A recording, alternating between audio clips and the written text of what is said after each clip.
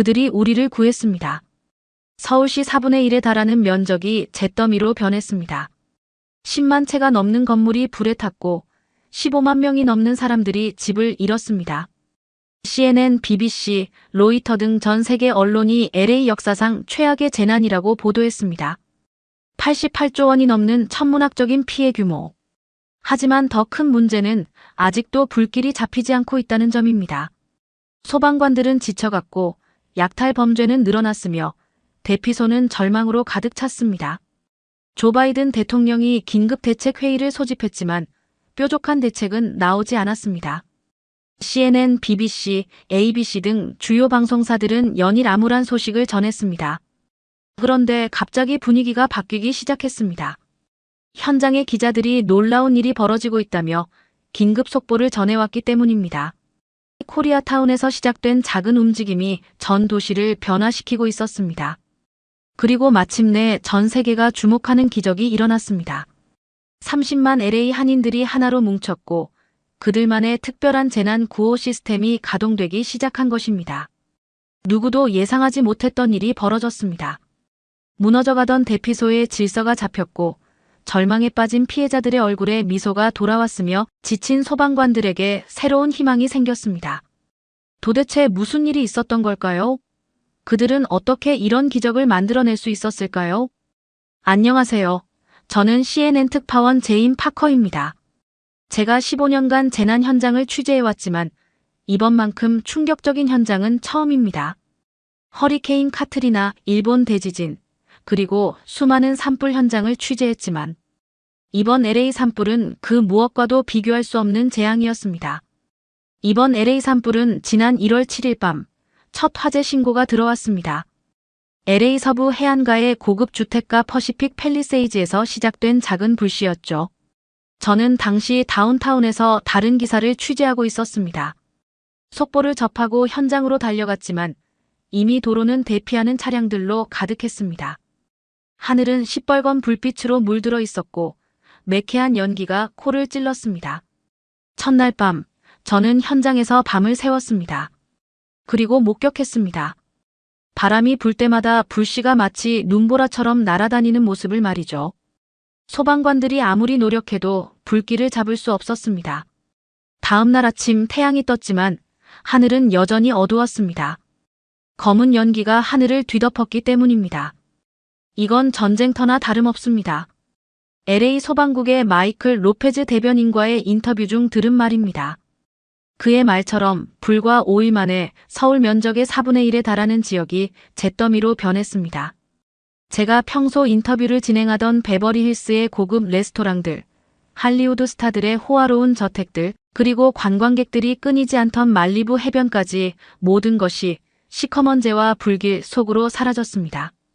UCLA 수자원 전문가 에디스 드 구즈만 박사와의 인터뷰는 이번 산불의 특수성을 잘 보여줍니다. 이건 단순한 산불이 아닙니다. 기후변화가 만들어낸 완벽한 폭풍이죠. 그의 설명에 따르면 2022년과 2023년의 폭우로 자란 초목들이 최근 극심한 가뭄으로 바짝 말랐고 여기에 허리케인급 강풍까지 더해지면서 그야말로 최악의 시나리오가 펼쳐진 것입니다.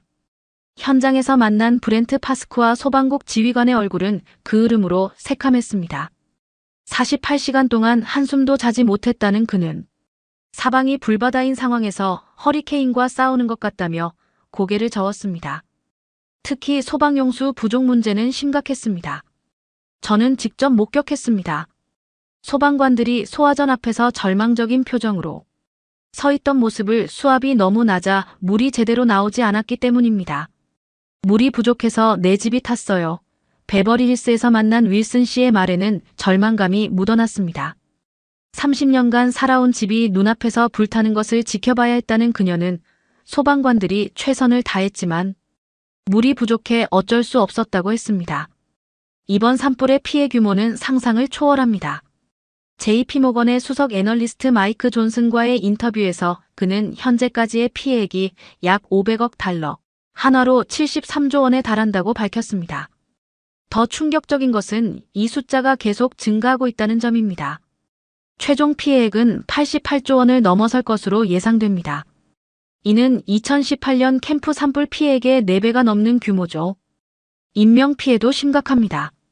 현재까지 11명의 사망자가 확인됐고 18만 명 이상의 주민들이 긴급 대피한 상황입니다. 할리우드의 스타들도 예외는 아니었습니다.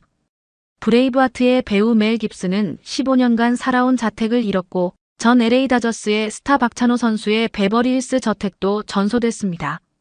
조 바이든 대통령의 차남 헌터 바이든, 힐튼 그룹의 상속녀 페리스 힐튼, 배우 제프 브리지스, 빌리 크리스털, 애덤 브로디 등도 집을 잃었습니다. 이번 산불은 보험업계의 악몽이 될 것입니다. 무디스의 드니즈 랩먼드 선임 애널리스트는 단호하게 말했습니다. 보험사들의 예상 손실액만 200억 달러를 넘어설 것으로 보입니다. 이는 이미 재정이 악화된 캘리포니아 보험업계의 치명타가 될 수 있습니다. 많은 전문가들은 이번 사태 이후 보험료가 급격히 상승하거나 일부 지역에서는 아예 화재 보험 가입이 거절될 수 있다고 경고하고 있습니다. 특히 우려되는 점은 이것이 단순한 산불이 아닌 기후변화가 몰고 온 새로운 형태의 재앙이라는 점입니다. UCLA의 구주만 박사는 전 세계 어디에도 이런 재앙적 상황에 대응할 수 있는 시스템은 없다며 기후재난 시대에 대비하는 새로운 표준이 필요하다고 강조했습니다. 현재 진화 작업은 여전히 진행 중입니다. 소방관들은 밤낮 없이 불과 싸우고 있지만 강풍은 수그러들 기미를 보이지 않고 있습니다. 말라버린 초목들은 계속해서 불길을 키우고 있고 대피소는 집을 잃은 사람들로 넘쳐나고 있습니다. 하지만 이 암울한 현장에서 저는 뜻밖의 놀라운 장면을 포착할 수 있었습니다. 그것은 한밤중 대피소에서 시작된 작은 움직임이었습니다. 그날 새벽 4시 글렌데일 대피소에서의 광경은 제가 15년 취재 생활 중 목격한 가장 인상적인 장면 중 하나였습니다. 대피소는 절망과 혼란으로 가득했습니다. 담요도 부족해 어린 아이들이 추위에 떨고 있었고 연기 때문에 마스크 없이 힘들어하는 노인들이 곳곳에 보였습니다. 그때였습니다. 갑자기 20여 명의 한인들이 조용히 나타났습니다. LA 한인회 제임스 김 회장을 필두로 한 자원봉사자들이었죠. 우리도 한때 이 나라에 와서 도움을 받았습니다.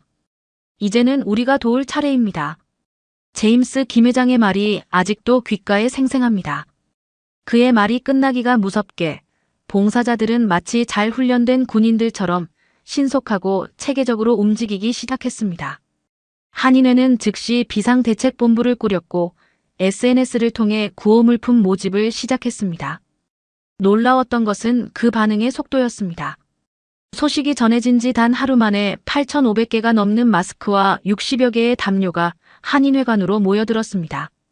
올림픽길에서 서울가든이라는 24시간 한식당을 운영하는 데이비드 정 씨의 이야기는 특히 기억에 남습니다. 그는 20년간 운영해온 식당 문을 처음으로 닫았습니다. 대신 주방을 통째로 대피소로 옮겨왔죠. 하루에 300인분의 식사를 준비하는 게 쉽지는 않아요. 하지만 제가 LA에 처음 왔을 때 한미국인 할머니가 저에게 매일 샌드위치를 만들어 주셨어요. 그 은혜를 갚을 때가 왔다고 생각합니다. 데이비드 씨는 새벽 3시부터 일어나 준비를 시작합니다. 따뜻한 된장찌개, 불고기, 김치. 정성스레 준비한 한식은 대피소의 피난민들에게 큰 위로가 되고 있습니다. 처음에는 낯선 음식이었지만 이제는 매일 기다려지는 맛있는 한 끼가 되었다는 피난민들의 말에 그는 뿌듯해했습니다. 캘리포니아 마켓 체인을 운영하는 마이클 강 대표의 행동도 인상적이었습니다. 그는 10개 지점에서 생수 5만 병과 즉석식품 2만 개를 즉시 대피소로 보냈습니다. 사업은 다시 할 수 있지만 잃어버린 생명은 되찾을 수 없습니다. 그의 말처럼 한인마트들은 경쟁을 잠시 접어두고 구호활동에 동참했습니다. 특히 감동적인 것은 한인 2세들의 활약이었습니다. 실리콘밸리에서 일하는 프로그래머 앤디 유이시팔은 친구들과 함께 48시간 동안 밤을 새워 재난정보 공유 앱을 만들었습니다. 코리안 헬퍼스라는 이름의 이 앱은 실시간으로 대피소 현황과 필요한 물품 정보를 공유합니다. 부모님 세대가 이루어 놓은 커뮤니티를 이어받아 우리가 가진 기술로 도움을 주고 싶었어요. 지금은 50명의 한인 개발자들이 자원봉사로 참여하고 있습니다.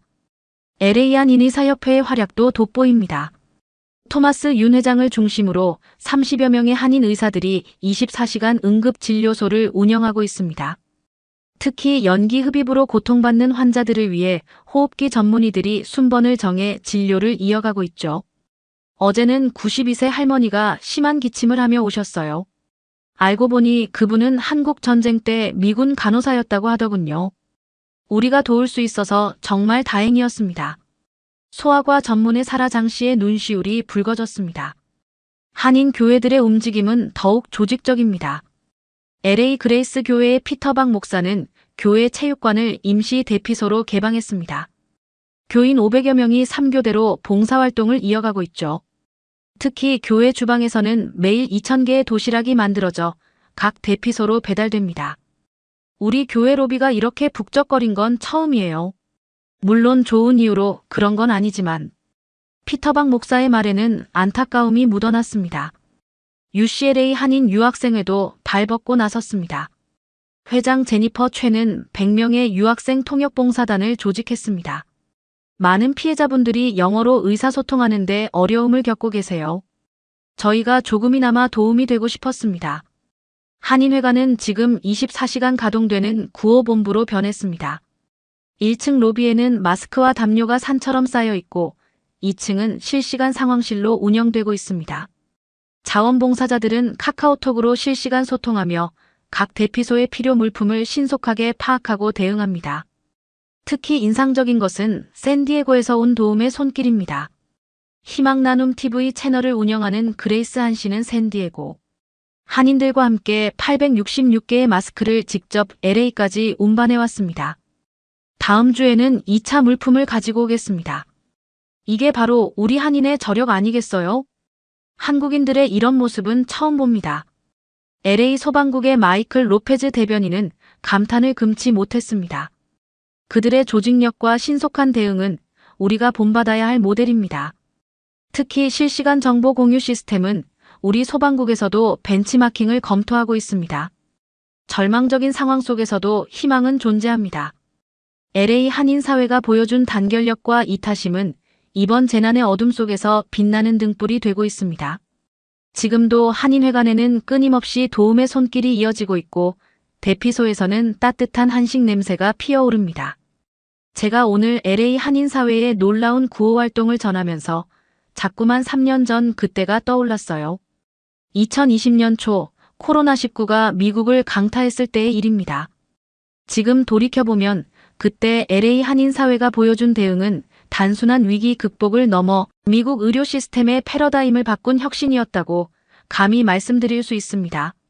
당시 저는 CNN 의료팀 특파원으로서 매일같이 절망적인 상황을 취재해야 했습니다. 연방정부는 마스크 착용을 두고 혼선을 빚었고 CDC는 검사 기준을 놓고 우왕좌왕했으며 현장의 의료진들은 기본적인 보호장비조차 부족해 고통받고 있었죠. 특히 LA 카운티의 상황은 최악이었습니다. 더 이상 감당할 수 없는 상황입니다. LA 카운티 보건당국의 제시카 브라운 박사는 당시 저와의 인터뷰에서 울먹이며 말했습니다. 매일 수천 명의 확진자가 발생하는데 검사는 제대로 이루어지지 않고 있어요. 의료진들은 지쳐가고 있고 병상은 이미 포화 상태입니다. 솔직히 말씀드리면 미국의 의료 시스템이 완전히 붕괴할 수도 있습니다. 뉴스룸은 매일 아침 긴급회의로 시작됐습니다. 오늘은 어떤 희망적인 소식이라도 전할 수 있을까? 하지만 매일 들려오는 것은 더 암울한 소식뿐이었죠. 그러던 어느 날이었습니다. 파커 기자님, LA 코리아타운에 꼭 한번 와보셨으면 좋겠어요. 우리가 여기서 뭔가를 시작했거든요. UCLA 의대에서 레지던트로 일하는 한인 의사. 데이비드 김으로부터 온 한 통의 전화는 제 인생을 바꾸어 놓았습니다. 다음 날 아침 7시, 대로의 한 대형 주차장. 저는 그곳에서 마치 영화에서나 볼 법한 광경을 목격했습니다. 완벽한 방호복을 갖춘 의료진들, 체계적으로 움직이는 자원봉사자들, 그리고 질서정연하게 줄지어 선 차량들 모든 것이 마치 완벽한 오케스트라처럼 움직이고 있었습니다. 이게 바로 K방역의 핵심입니다. LA 한인의사협회 토마스 강 회장이 자부심 가득한 목소리로 설명했습니다. 한국의 선별진료소 시스템을 그대로 도입했죠. 사실 이건 시작에 불과합니다. 저희가 준비하고 있는 건 단순한 선별 진료소가 아닌 미래형 스마트 의료 시스템이에요. 그의 말대로였습니다. 이 선별 진료소는 제가 본 그 어떤 의료시설보다 효율적이었습니다. 차량 진입부터 문진, 검체 채취, 소독까지 모든 과정이 15분 이내에 이루어졌고 더 놀라운 것은 검사 결과가 6시간 이내에 나온다는 점이었습니다. 당시 다른 진료소들은 최소 일주일이 걸리던 때였죠. 비결이 뭔가요? 제가 묻자 강 회장은 태블릿 PC를 꺼내 보여주었습니다. 화면에는 실시간으로 업데이트되는 데이터들이 흐르고 있었습니다. 이건 삼성서울병원의 AI 진단 시스템입니다. 실시간으로 환자의 데이터를 분석하고 감염 위험도를 예측하죠. 여기 보이는 건 서울아산병원의 동선 추적 시스템이고요. 접촉자를 자동으로 분류해서 알림을 보내줍니다. 한국은 이미 디지털 헬스케어 분야에서 세계를 선도하고 있어요. 시스템의 완벽함도 놀라웠지만 더욱 감동적인 것은 의료진들의 헌신이었습니다. 은퇴한 의사들부터 젊은 레지던트들까지 150명이 넘는 한인 의료진들이 자원해서 참여했습니다. 그것도 무보수로 말이죠. 미국이 우리에게 기회를 줬으니 이제 우리가 미국을 도와야 할 때입니다. 40년간 LA에서 내과를 운영하다 은퇴한 제임스 박 선생님의 말씀이 아직도 가슴에 남아 있습니다. 사실 제가 더 배우고 있어요. 한국의 의료 시스템은 놀랍도록 발전했거든요. 매년 서울대병원에서 열리는 컨퍼런스에 참석하는데 그들의 의료기술은 이미 미래에 와 있어요. 특히 인상적이었던 것은 2세 의료진들의 활약이었습니다. UCLA, USC 출신의 젊은 한인 의사들은 최신 의료기술을 완벽하게 구현해냈습니다. 저희 부모님 세대가 이룩한 것을 이어받아 더 발전시키고 싶었어요. 에밀리 전공의의 말처럼 이들은 미국의 의료 시스템과 한국의 첨단 기술을 절묘하게 융합했습니다. 마스크가 전국적으로 부족했을 때도 한인 사회는 해답을 가지고 있었습니다. LA 한인회는 삼성물산, LG 상사의 도움을 받아 KF94 마스크 50만 장을 긴급 수입했습니다. 현대자동차 미국 법인은 자사의 물류 네트워크를 활용해 무상운송을 지원했죠. 한국의 마스크 기술은 세계 최고예요. 한인회 제임스 김 회장이 자랑스럽게 설명했습니다. 나노섬유 필터링 기술이 나사 수준이라고 해요. 식약처의 품질 기준도 FDA보다 엄격하고요. KF94는 N95와 동등한 성능을 갖추고 있으면서도 착용감이 훨씬 뛰어나죠. 여기서 끝이 아니었습니다. LA 지역 한인 약사 30명이 모여 시작한 손소독제 제조 프로젝트는 FDA의 주목을 받았습니다. 한국의 제약회사에서 일했던 경험이 큰 도움이 됐어요. 프로젝트를 주도한 세라 김 약사의 설명입니다. 한국은 이미 바이오메디컬 분야의 강국이에요. 삼성 바이오로직스는 세계 최대 규모의 바이오 의약품 생산 시설을 가지고 있고 셀트리온의 바이오 시밀러 기술은 세계 시장을 주도하고 있죠. 저희는 그런 노하우를 가지고 있었던 거예요. 실리콘밸리의 한인 개발자들도 가만히 있지 않았습니다. 구글, 페이스북, 애플에서 일하는 한인 엔지니어들이 모여 K-방역 알림이 앱을 개발했는데 이는 구글 플레이스토어 의료 분야에서 1위를 기록했습니다. 한국은 세계 최고의 IT 인프라를 가진 나라예요. 앱 개발을 주도한 제이슨 유의 설명이었습니다. 오지 세계 최초 상용화, 세계에서 가장 빠른 인터넷 속도, 가장 앞선 모바일 결제 시스템. 네이버와 카카오의 기술력은 이미 글로벌 톱 레벨이죠. 저희는 그런 기술력을 바탕으로 미국 환경에 최적화된 솔루션을 만들었을 뿐입니다. 한인 교회들의 역할도 컸습니다. LA 지역 400개 한인 교회가 연합해 코로나19 극복 네트워크를 구성했고 각 교회의 주차장을 활용해 이동식 선별 진료소를 운영했습니다. 우리의 사명은 이웃을 돕는 것입니다. LA 연합장로교회 피터박 목사의 말씀처럼 그들은 종교의 벽을 넘어 지역사회를 위해 헌신했습니다. 결과는 놀라웠습니다. LA 카운티의 코로나19 검사 양성률은 한 달 만에 절반으로 떨어졌고 사망률도 크게 감소했습니다. CDC는 K방역 시스템을 전국 표준 모델로 채택했고 빌 게이츠 재단은 이 시스템을 아프리카에 도입하기 위한 프로젝트를 시작했습니다. 그들이 없었다면 상황은 훨씬 더 끔찍했을 겁니다. 1년 후 다시 만난 브라운 박사의 목소리에는 더 이상 절망이 없었습니다. 한인사회는 우리에게 희망을 보여줬어요. 그들은 단순한 소수 커뮤니티가 아닙니다. 그들은 미국의 미래를 보여주었어요. 오늘 LA 산불 현장에서 다시 한번 그들의 저력을 목격하면서 저는 새삼 깨닫습니다. 위기의 순간 한인사회는 단순히 도움을 주는 것이 아니라 더 나은 미래를 위한 혁신을 가져다 준다는 것을, 그리고 그 혁신은 언제나 우리의 상상을 뛰어넘는다는 것을 이제 저는 확신합니다. 오늘 산불 현장에서 보여주고 있는 그들의 활약이 3년 전 코로나19 위기 때처럼 LA 한인사회의 체계적인 구호 활동이 다시 한번 주목을 받고 있습니다. 제가 현장에서 직접 목격한 그들의 헌신적인 모습이 이제는 소셜미디어를 통해 전 세계로 퍼져나가고 있습니다. 지난 주말 LA 글렌데일 대피소에서 찍힌 한 영상이 트위터에서 화제가 됐습니다. 새벽 4시 수십 명의 한인 자원봉사자들이 질서정연하게 움직이며 구호 물품을 정리하는 모습이었죠. 특히 눈길을 끈 것은 그들의 체계적인 시스템이었습니다. 놀라운 건 그들의 조직력이에요. ABC 뉴스의 마이클 토머스 기자는 현장에서 이렇게 말했습니다. 카카오톡 단체방을 통해 실시간으로 필요한 물품과 인력을 조율하고 대피소별로 전담팀을 배정해 24시간 지원하는 시스템이 정말 인상적입니다. 심지어 야간 교대 시에도 업무 인수인계가 완벽하게 이루어져요. 한인 자원봉사자들은 각자 맡은 역할이 명확했습니다. 의료지원팀은 의사와 간호사들이 3교대로 근무하며 24시간 응급진료소를 운영했고, 물품관리팀은 창고에서 실시간 재고 관리를, 급식지원팀은 따뜻한 식사 제공을, 통역팀은 의사소통 지원을 담당했습니다. 특히 물품관리팀의 시스템이 화제가 되고 있습니다. 대학생 자원봉사자들이 개발한 스프레드시트 시스템은 각 대피소의 물품 현황을 실시간으로 보여주고 부족한 물품을 자동으로 파악해 보충 요청을 하는 식이죠. 우리는 그저 평소 하던 대로 하고 있을 뿐이에요. LA 한인회 제임스 김 회장의 말입니다.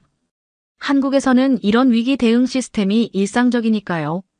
저희 부모님 세대부터 이어져 온 공동체 문화와 젊은 세대들의 IT 기술이 자연스럽게 융합된 거죠. 예를 들어 한국의 아파트 주민회의도 이렇게 운영된다고 보시면 됩니다. 젊은 세대들의 활약은 더욱 눈부십니다. USC 컴퓨터공학과 한인 학생들이 개발한 헬퍼스 앱은 대피소 현황과 필요 물품을 실시간으로 보여줄 뿐만 아니라 자원봉사자, 스케줄 관리, 물품 배송 경로 최적화까지 지원합니다. 한국에서 배운 개발 경험을 살려보았어요. 앱 개발에 참여한 제니 박의 설명입니다. 네이버나 카카오 같은 한국 IT 기업들의 서비스를 벤치마킹했죠. 특히 실시간 재고 관리 시스템은 한국의 배달앱에서 아이디어를 얻었어요. 한국의 배달앱들은 이미 완벽한 실시간 재고 관리 시스템을 갖추고 있거든요. 급식 지원팀의 활약도 대단합니다. 코리아타운의 40여 개 식당이 연합해 매일 2,000개의 따뜻한 도시락을 만들어 대피소로 배달하고 있습니다. 메뉴도 다양합니다.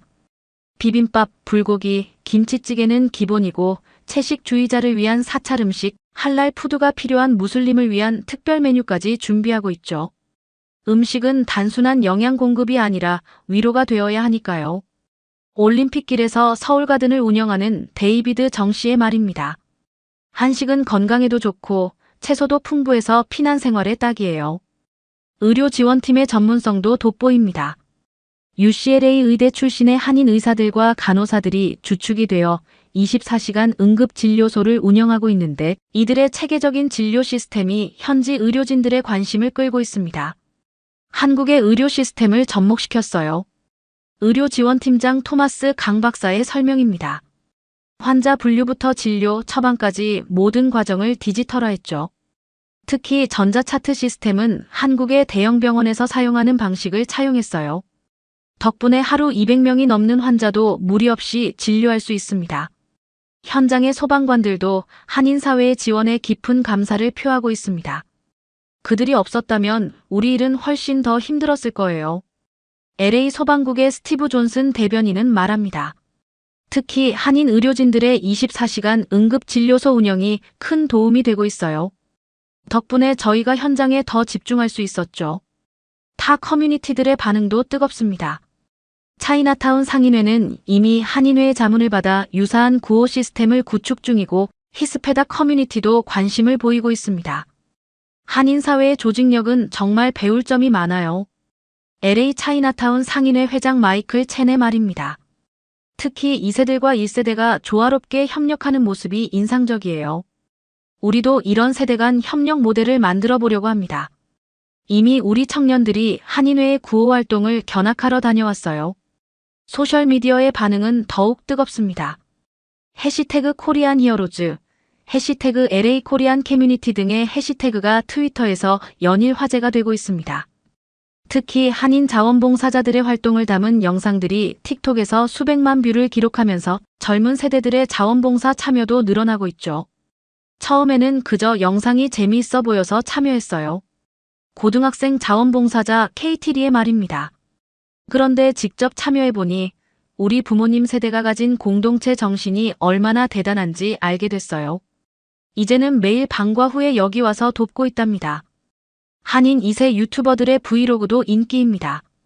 대피소에서의 하루, 도시락 배달 과정, 자원봉사, 현장의 모습 등을 담은 영상들이 젊은 세대들 사이에서 큰 호응을 얻고 있죠. 특히 코리안 헬퍼스 채널의 영상들은 평균 조회수 100만 회를 넘기고 있습니다. 이런 영상들이 더 많은 젊은이들의 참여를 이끌어내고 있어요. LA 한인 청년회의 사라 김 회장은 말합니다. 우리 세대는 SNS로 소통하니까 이런 콘텐츠가 자원봉사 문화를 확산시키는데 큰 도움이 되고 있어요. 실제로 최근에는 타 커뮤니티 청년들의 참여도 늘어나고 있답니다. 이제 LA 한인 사회의 구호 활동은 단순한 지역 뉴스를 넘어 현대 사회의 새로운 공동체 모델로 주목받고 있습니다. 전통적인 공동체 정신과 현대 기술의 조화, 세대 간 협력의 모범 사례로서 말이죠. 그들의 헌신과 노력이 만들어낸 이 작은 기적은 재난 속에서도 희망을 발견할 수 있다는 것을 보여주고 있습니다. 그렇다면 LA 한인 사회의 구호 활동이 이토록 효율적일 수 있는 이유는 무엇일까요? 저는 지난 2주간 현장에서 그 해답을 찾아보았습니다. 그리고 그 과정에서 제 인생을 바꿀 만한 특별한 경험을 하게 되었죠. 이건 다 경험에서 나온 겁니다. LA 한인회 부회장 제임스 윤이 대피소 한켠에서 자원봉사자들을 교육하며 말했습니다. 92년 LA 폭동 때부터 우리는 계속 배워왔어요.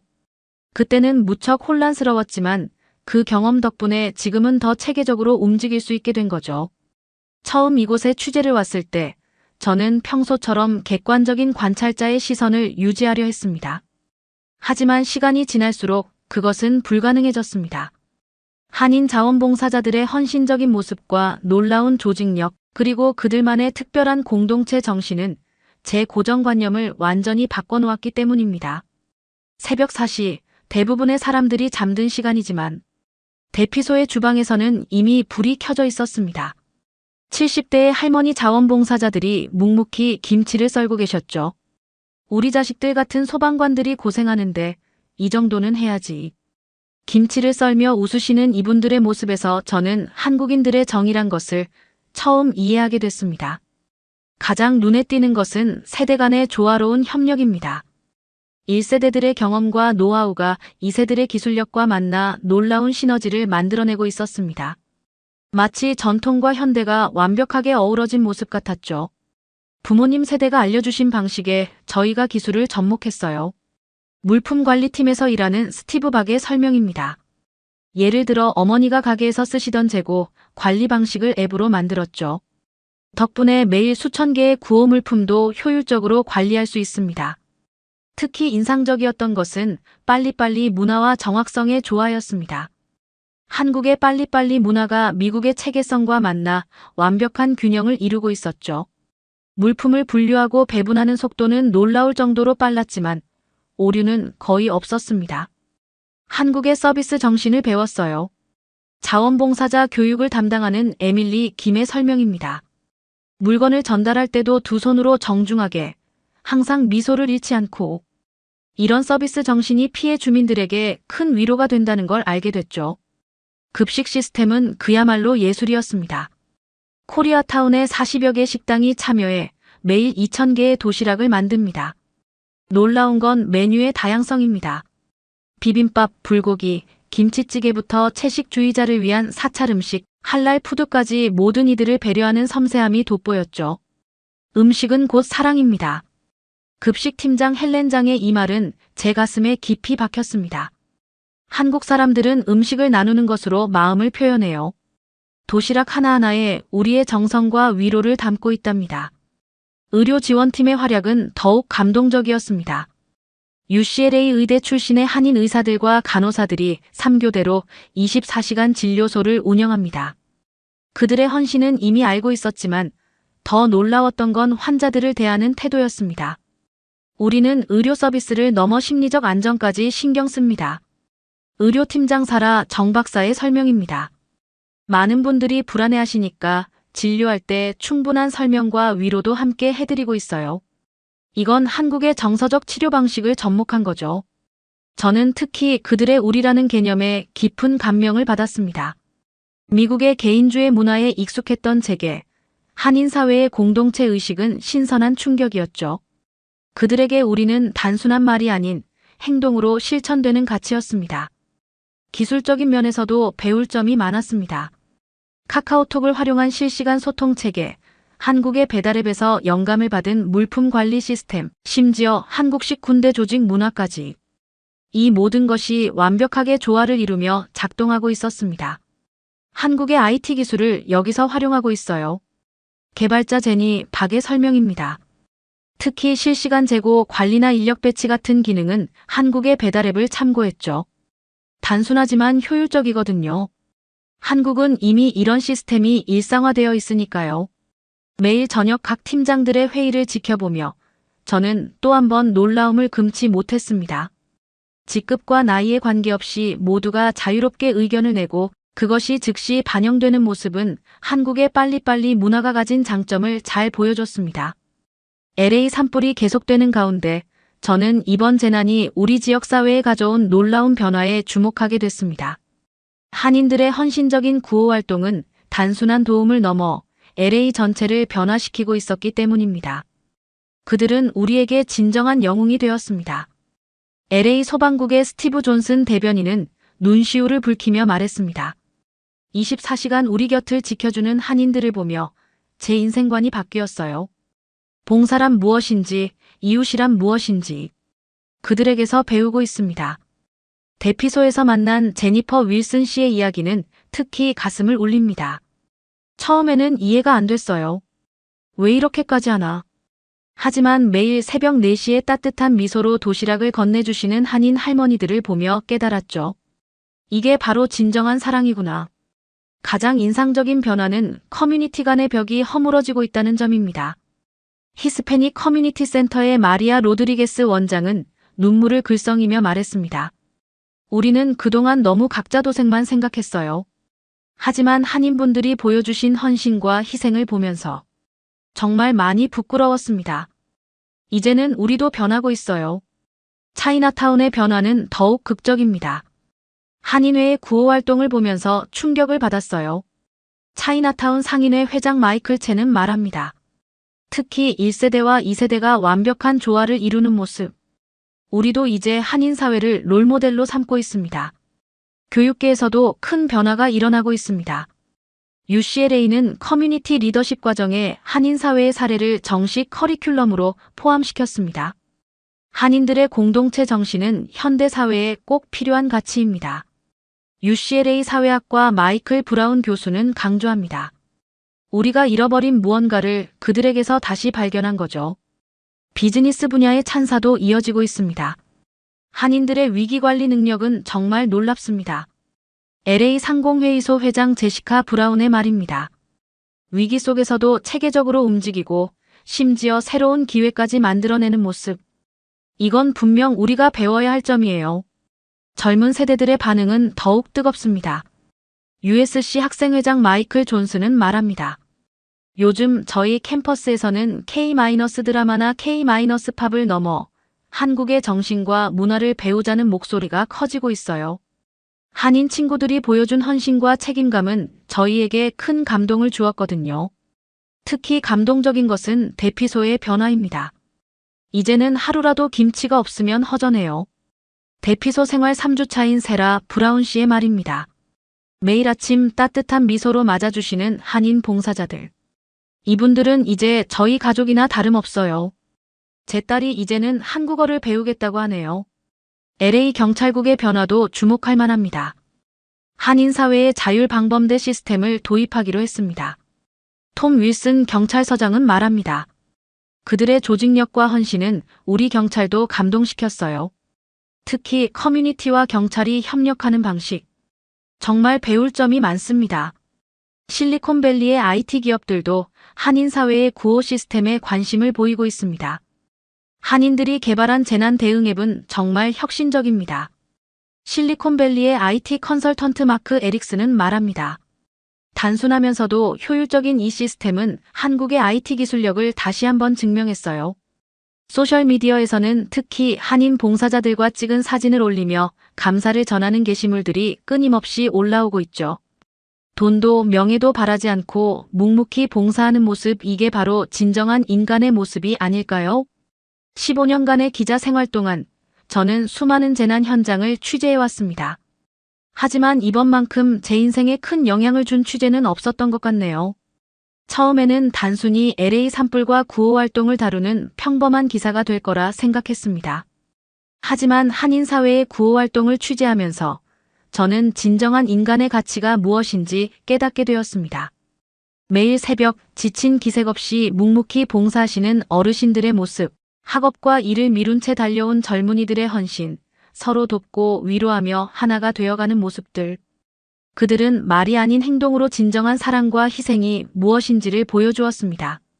특히 놀라웠던 것은 그들의 겸손함이었습니다. 수많은 찬사와 감사 속에서도 그들은 단 한 번도 자신들의 공을 내세우지 않았습니다. 당연히 해야 할 일을 했을 뿐이라는 그들의 말에서 저는 진정한 봉사 정신이 무엇인지 배웠습니다. 이런 그들의 모습을 지켜보며 저는 종종 생각합니다. 우리가 잃어버렸던 인류애의 가치, 희생과 봉사의 정신, 그리고 공동체에 대한 책임감까지. 한인들은 이 모든 것을 우리에게 다시 일깨워 주었습니다. 어쩌면 이번 재난은 우리 모두에게 귀중한 깨달음을 남긴 것인지도 모르겠습니다. 그동안 잊고 지냈던 인간의 진정한 가치를 되찾게 해주고 우리가 나아가야 할 방향을 보여줬다고 생각해요. 그래서 저는 이 이야기의 끝이 아닌 새로운 시작을 기대합니다. 사연을 재밌게 들으셨다면 구독과 알림 설정 부탁드립니다. 여러분의 구독과 알림 설정은 영상 제작에 큰 힘이 됩니다. 지금까지 외국인의 시선에서 한국의 감동에 빠진 이야기를 전해드리는 감동 다이브였습니다. 좋은 하루 보내세요. 감사합니다.